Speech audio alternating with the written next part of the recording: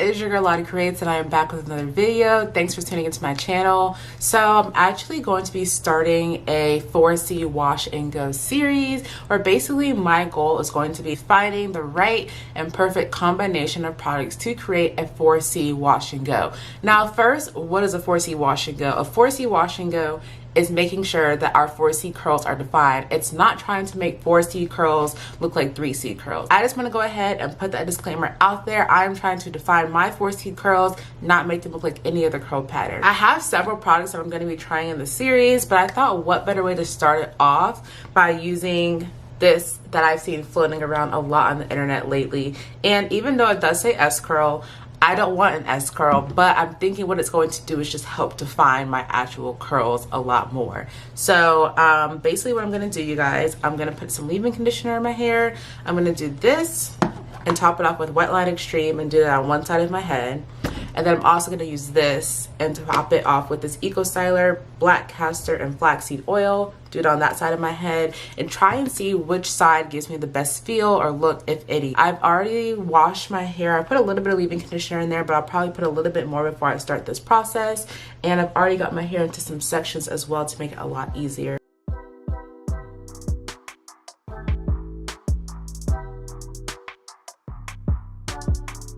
Alright, so first I'm going in with the S Curl Wave Activator, and I mean, it's nothing really impressive, at least not in my hair, but you could tell it was trying to do a little something, which I was surprised about. So this is what my hair is looking like with just applying that one product. So I guess you do see the start of some curl definition going, but obviously not enough for a complete look. So I'm going to go ahead and go on top of this with the Wetline Extreme Gel.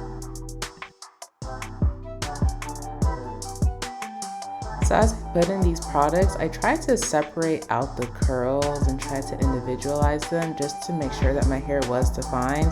There's a lot of different ways you can, I guess, individualize your curls.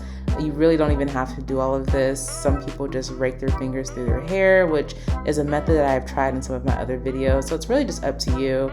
I guess this is just what I felt like doing in this video at the time. So that's just what I went with.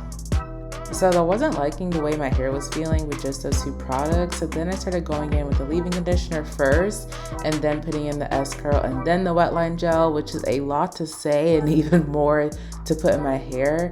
Honestly, I do regret putting in that leave-in conditioner because I believe it's a big part of the reason why my hair was flaking.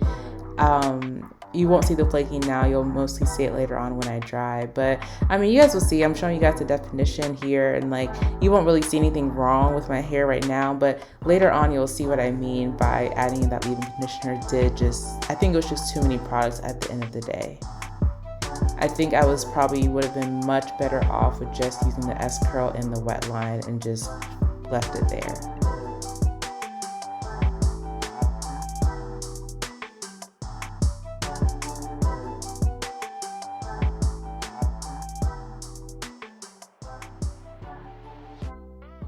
So this is what I'm working with right now. I have low porosity hair.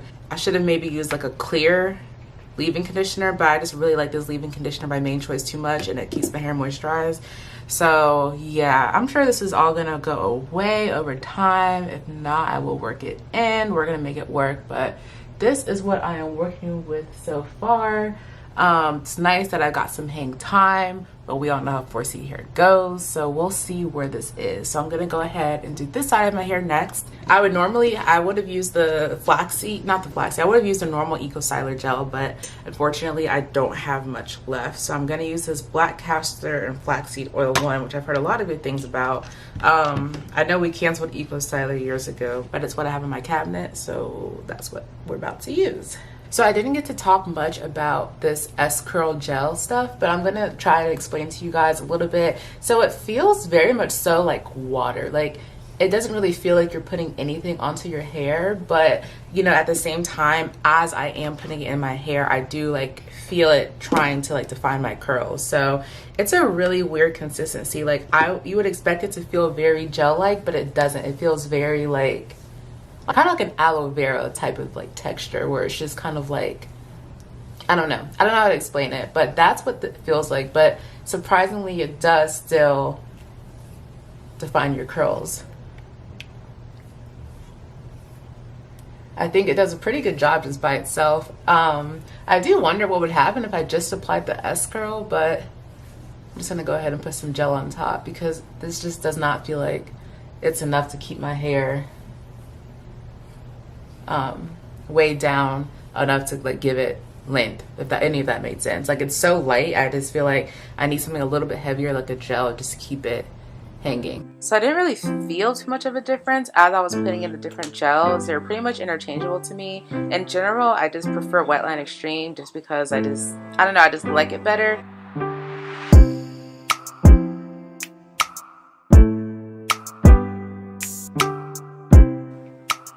I would say these products moisturize my hair and define my curls fairly well, with the exception of certain parts of my hair that are like that true 4Z texture. You guys can see it's pretty much just a frizz ball and there's not quite as much definition with just the S curl, but when I did go back in and add in the gel on top of that, it did help with definition. Still not as defined as other parts, but it did help.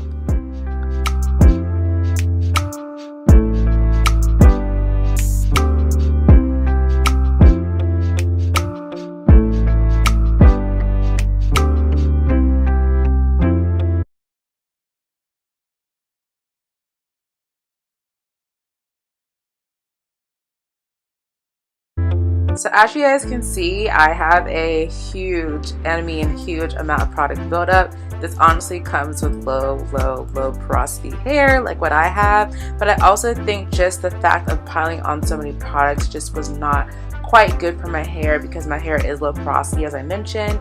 And at any other instance, I probably would have gone ahead and put some heat on it, but since I didn't want it to shrink up anymore, I didn't. I just let it air dry completely. But you guys will see it does start to absorb over time, but it never quite absorbs fully. So if I were going to do this and you guys are low porosity, then I would make sure that you use either less leave-in conditioner or you use maybe a clearer leave-in conditioner.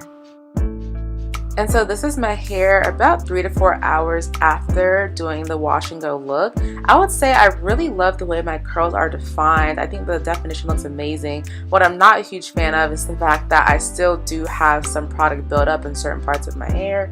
I definitely would go out in public with my hair like this, of course, if I worked in some of those other parts. But I would say the definition looks amazing on both sides. I think both the Wetline and the Eco Styler did a great job.